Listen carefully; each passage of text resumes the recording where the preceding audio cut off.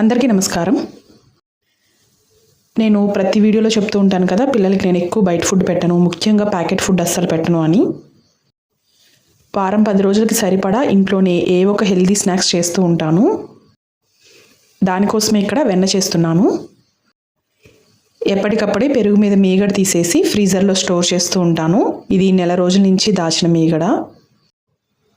ఇంకా నెయ్యి కరిగిద్దాము అని అనుకున్నప్పుడు ముందు రోజు నైటే ఫ్రీజర్లోంచి మీగడ తీసి బయట పెట్టేస్తాను. చల్లదనం అంతా పోయిన తర్వాత, అంటే రూమ్ టెంపరేచర్లోకి వచ్చిన తర్వాత జస్ట్ ఒక్కసారి ఇలా అటు ఇటు కదిపితే చాలు వెన్న ఊరికే వస్తుంది. ఒక్కసారి వెన్న రావడం గమనించిన తర్వాత ఇలా ఐస్ వాటర్ పోసామనుకోండి, వెన్న తీయడం ఈజీ అవుతుంది. నేను పిల్లలకి నెయ్యి, వెన్న ఇలాంటివి ఎక్కువ పెడతాను. నేను ఇలా ఎప్పటికప్పుడే నెయ్యి చేస్తూ ఉంటాను. వాళ్ళ నాన్నమ్మ కూడా ఊరికి వెళ్ళినప్పుడల్లా నెయ్యి ఇస్తూ ఉంటారు పిల్లలకి. మా అత్తగారు వాళ్ళ ఇంట్లో కూడా పాలు చిక్కగా ఉంటాయి, వెన్నది ఎక్కువ వస్తుంది. ఊరికి వెళ్ళినప్పుడల్లా అక్కడి నుంచి తెస్తూ ఉంటాము. మా ఇంట్లో నెయ్యి ఎంతున్నా అయిపోతుంది. నేను ఎక్కువ పిల్లలకు పెడుతూ ఉంటాను. ఇంకా ఇంట్లో పప్పు, సాంబార్, చారు ఇలాంటి వాటికి తాలింపు వేసేటప్పుడు కూడా నేను నెయ్యే ఎక్కువ వాడుతూ ఉంటాను. వెన్న వచ్చిన తర్వాత ఒక 2-3 సార్లు బాగా కడిగేస్తాను వెన్న పూసని. అప్పుడు నెయ్యి స్మెల్ బాగుంటుంది, గోదావరి ఎక్కువ రాకుండా ఉంటుంది. చల్లటి నీళ్ళు పోస్తే ఏమవుతుందంటే వెన్నపూస గట్టిపడుతుంది, అప్పుడు మనకి తీయడం ఈజీ అవుతుంది.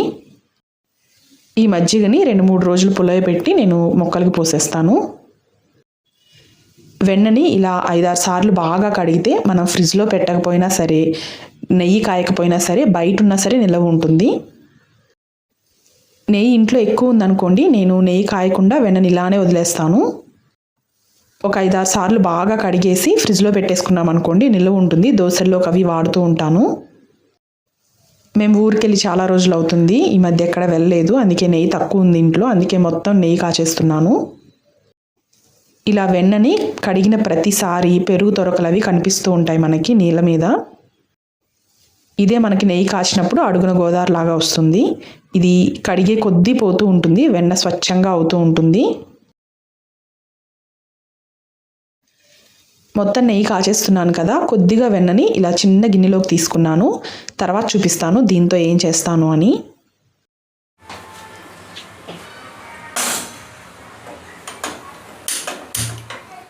స్వీట్ చేస్తున్నాను. వెన్న కరిగేలోపు నేను స్వీట్లోకి కావాల్సిన బాదం పప్పు, జీడిపప్పు ఇలాంటివన్నీ కట్ చేసి పెట్టుకుంటున్నాను. బాదం పప్పు బయటే ఉంటుంది కానీ జీడిపప్పు త్వరగా పురుగు వచ్చేస్తుంది. మేము కొంచెం ఎక్కువే తెచ్చి పెట్టుకుంటాము, అందుకని ఫ్రీజర్లో పెట్టేస్తున్నాను.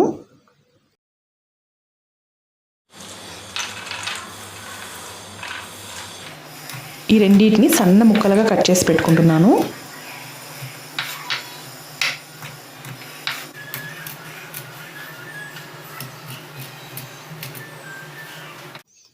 ఒక పక్కన నెయ్యి మరుగుతూ ఉంది.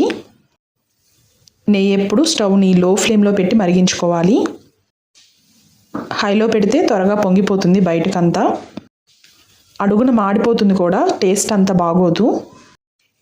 నేను ఇలా జీడిపప్పుని, బాదం పప్పుని చిన్న ముక్కలుగా కట్ చేసి పెట్టుకున్నాను. అవి కట్ చేసేలోపు నెయ్యి కూడా మరిగిపోయింది.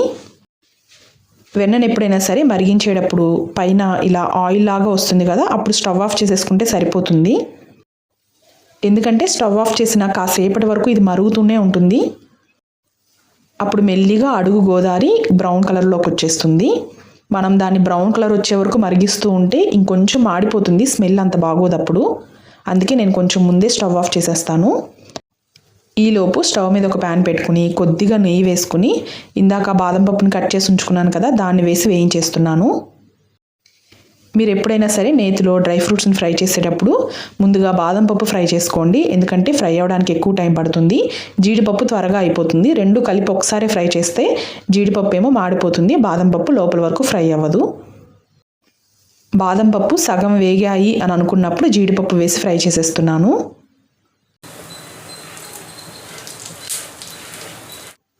ఇప్పుడు రెండు ఈవెన్గా ఫ్రై అవుతాయి.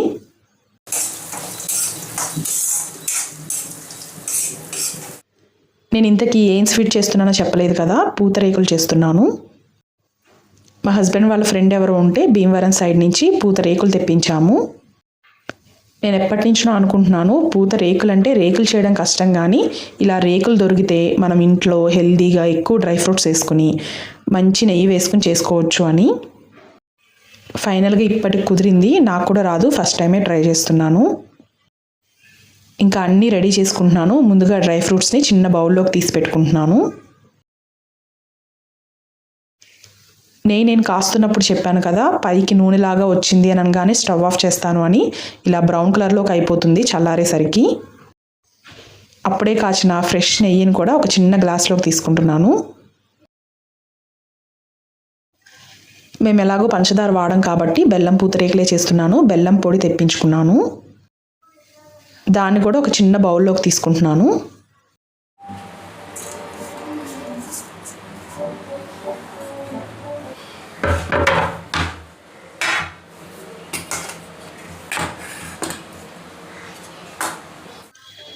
నాకు మన సాంప్రదాయ వంటలన్నిటిని ఇలా చేయడం అంటే నాకు చాలా ఇంట్రెస్ట్.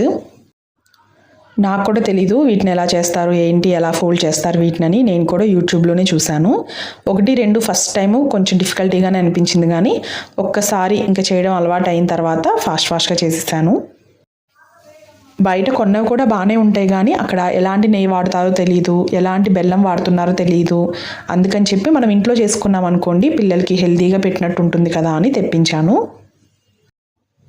తక్కువ బెల్లం వేసి ఎక్కువ డ్రై ఫ్రూట్స్ వేసి ఎక్కువ నెయ్యి వేసి చేశాను. ఫస్ట్ చేసిన 1-2 కొంచెం అటు ఇటుగా వచ్చాయి, కానీ తర్వాత చేసినవన్నీ బాగా కుదిరాయి. చేస్తూ ఉన్నప్పుడు అర్థమైంది, చాలా మార్పులు చేర్పులు చేశాను నేను. బెల్లాన్ని కొంచెం మిక్సీ పట్టాను, కొంచెం నేను తీసుకున్న బెల్లం పొడి కొంచెం గడ్డలుగా ఉంది. అది అడ్డం పడితే ఆ పూత రేక్ అనేది చిరిగిపోతుంది. డ్రై ఫ్రూట్స్ని కూడా నేను కొంచెం పెద్ద ముక్కలుగానే కట్ చేశాను. వాటిని కూడా ఒక్కసారి మిక్సీలో కోర్స్గా బ్లెండ్ చేశాను. అంతే కదా, మనం ఏదైనా చేస్తూ ఉంటేనే తెలుస్తుంది. నాకు ఫస్ట్ టైం కాబట్టి అలా నేర్చుకుంటూ చేశాను. నాకు చాలా ఇంట్రెస్ట్ ఇలాంటివి చేయడం అంటే. ఏదో ఒకటి కొత్త రెసిపీ ట్రై చేసినప్పుడు లేదా కొత్త విషయం తెలుసుకున్నప్పుడు బాగుంటుంది నాకు. ఇలా ఫోల్డ్ చేసిన పూతరేకులు అలానే ఉండాలి ఎక్కువసేపు అని అంటే కనుక ఇలా ఏదో ఒకటి అడ్డం పెట్టుకోవాలి. నా దగ్గర ఇలాంటి చిన్న రాయేదో ఉంటే దాన్ని నీట్గా వాష్ చేసి తుడుచుంచుకున్నాను. వారానికి సరిపడా మా ఇంట్లో ఏవో ఒక స్వీట్ హాట్ ఉంటాయి ఎప్పుడు. అన్నీ నేను ఇంట్లో చేసినవే ఉంటాయి. ఇప్పుడు హాట్ కోసం కూడా కారపూస చేద్దాం అనుకుంటున్నాను. దానికోసం బ్లెండర్ తీసుకుని దానిలో ముందుగా పచ్చిమిర్చిని వేసుకుంటున్నాను.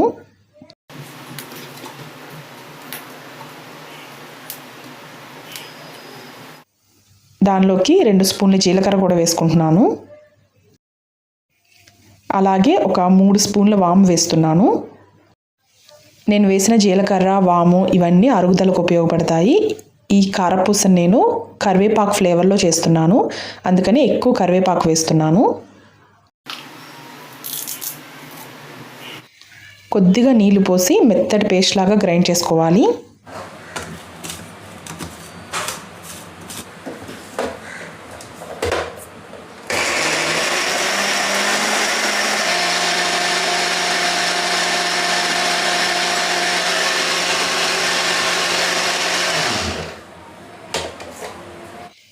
ఇప్పుడు ఒక పెద్ద గిన్నె తీసుకుని దానిలోకి 1 కప్పు మినప్పిండి వేస్తున్నాను. ఇది మా అమ్మ పట్టించిస్తారు. ఇలా పిల్లలకి ఏవైనా స్నాక్స్ చేసుకునేటప్పుడు వేస్తే పిల్లలకి బలమని. ఏం లేదు, మనకి గుళ్ళు మినపప్పు దొరుకుతుంది కదా బయట, దాన్ని మెత్తగా పిండిలాగా పట్టించేసి ఇస్తారు అంతే. అలాగే 2 కప్పుల శనగపిండి తీసుకున్నాను. దీనిలోకి ఒక 6 కప్పుల వరకు బియ్యపిండి పడుతుంది. ఎందుకంటే మినప్పిండి వేసాం కదా, దీనిలో బియ్యపిండి ఎక్కువ వేసుకోవాలి, లేదంటే కారపూస చెక్కడాలు ఏవి చేసినా సరే గట్టిగా వస్తాయి. టేస్ట్కి సరిపడా ఉప్పు వేసుకుని ఇక్కడ దీనిలో 3 రకాల పిండిలు వేసాను కదా, అవన్నీ కలిసేలాగా ఒకసారి బాగా కలిపేస్తున్నాను. దీనిలోకి ముఖ్యంగా వెన్న వేయాలి, అప్పుడే గుల్లగా వస్తాయి. నేను ఇందాక వెన్నపూసని ఒక చిన్న బౌల్లో తీసి ఉంచుకున్నాను కదా, దాన్ని వేసిస్తున్నాను. ఈ పిండి అంతటికి వెన్నపూస బాగా పట్టేలాగా కలిపేసుకోవాలి. వెన్న సరిపోయింది అని అనుకుంటే గనక ఇలా మనం పట్టుకుని చూస్తే, ఇలా గుప్పెడితో పట్టుకుని చూస్తే గడ్డలాగా అవుతుంది. దాని తర్వాత కరివేపాకుని పేస్ట్ చేసి పెట్టుకున్నాను కదా, వాటంతటిని వేసేస్తున్నాను. ఇదంతా కలిసేలాగా బాగా కలిపేసుకోవాలి. నేను ఒక్కదానే చేస్తాను కాబట్టి అంతా ఒకేసారి పిండి అంతా ఒకేసారి కలిపి పెట్టుకోను నేను, ఎందుకంటే గాలికి ఆరిపోయి గట్టిగా అయిపోతాయి. కారపూస ఫస్ట్ వాయి నుంచి లాస్ట్ వరకు ఒకటే టేస్ట్లో, ఒకటే కలర్లో, ఒకటే టెక్స్చర్లో రావాలి అని అంటే ఈ పిండిని కొద్ది కొద్దిగా నీళ్ళు పోసి కలుపుకోవాలి. లేదంటే లాస్ట్ వేయించేవి అప్పటి వరకు పిండి గాలికి ఆరిపోతూ ఉంటుంది కదా, గట్టిగా వస్తాయి. ఇప్పుడు ఇంకా డీప్ ఫ్రై కోసం కడాయి పెట్టేసుకుని దీనిలోకి కోల్డ్ ప్రెస్డ్ గ్రౌండ్నట్ ఆయిల్ వాడుతున్నాను. చెక్కగాను నూనె కాబట్టి కొంచెం నొరగలాగా వస్తుంది, కానీ డీప్ ఫ్రైకి బాగానే పనిచేస్తుంది ఇది. మేము దీన్ని చెక్కడాలు గిద్ద అంటాము. దీనిలో అన్ని రకాల ప్లేట్స్ వస్తాయి. నేను ఇక్కడ అన్నిట్లో కొంచెం సన్నగా హోల్స్ ఉండే ప్లేట్ తీసుకున్నాను. పిండిని కొంచెం కొంచెమే కలిపి ఉంచుకుంటానని చెప్పాను కదా, ఇక ఆరిపోతుందని భయం ఉండదు కాబట్టి అందుకని పిండి మీద మూత ఏమీ పెట్టలేదు. కొద్ది కొద్దిగానే కలిపి ఉంచుకుంటాను, అంటే ఒక 2 వాయిలకి సరిపడా పిండి కలిపి ఉంచుకుంటాను.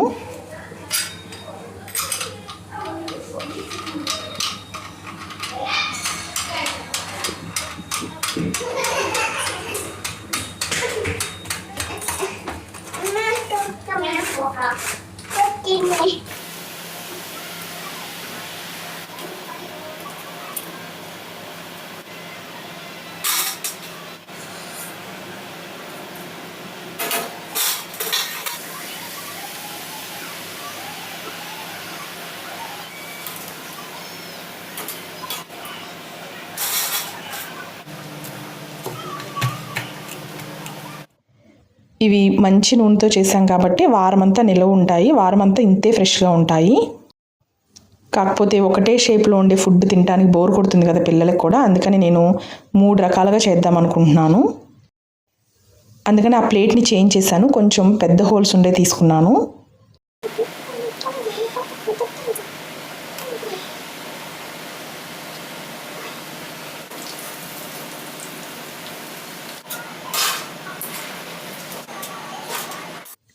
ఇలా కొన్ని చేసేసిన తర్వాత ఇంకొక ప్లేట్ చేంజ్ చేశాను.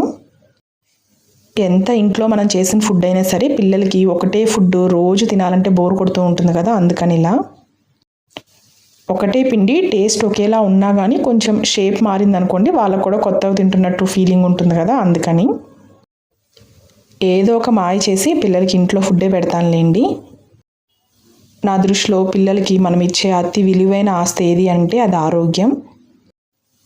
ఈ రోజుల్లో పిల్లల్ని అందరూ బాగా చదివిస్తున్నారు, వాళ్ళు అడిగిందల్లా కొంటున్నారు, మంచి జీవితం ఇస్తున్నారు. రేపు వాళ్ళకి అన్నీ ఉంటాయి, మంచి జీవితం అంటే ఇల్లు, కారు, మంచి ఉద్యోగం, జీతం అన్నీ ఉంటాయి. ఇవన్నీ ఉండి ఆరోగ్యం ఒక్కటే లేదు అని అనుకోండి, ఇంకా ఉన్నవన్నీ దేనికి పనికిరావు. అంతే కదా, మనముండి మన పిల్లలు మన ముందే అనారోగ్యంతో ఉన్నారు అని అంటే గనక తల్లిదండ్రులకి అంతకు మించిన శిక్ష ఏముంటుంది చెప్పండి. అందుకని నేను పిల్లల ఆరోగ్యం విషయంలో ఇంత జాగ్రత్తగా ఉంటాను. నా వీడియోస్ చూస్తున్న వాళ్ళకు కూడా నేను ఎక్కువ ఇలాంటి విషయాలే చెప్తూ ఉంటాను. నా వీడియోస్ చూస్తున్న వాళ్ళు కూడా మీరు మీ పిల్లల ఆరోగ్యం గురించి ఎక్కువ ఆలోచించినట్టయితే నేను ఇంకా ఎక్కువ సంతోషిస్తాను. ఒక్కసారి ఆలోచిస్తే చాలు, ఆటోమేటిక్గా మన జీవితంలో చాలా రకాల మార్పులు వస్తాయి. ఇంతేనండి ఈ వీడియో. మళ్ళీ వీడియోలో మళ్ళీ కలుద్దాము. ఉంటాను.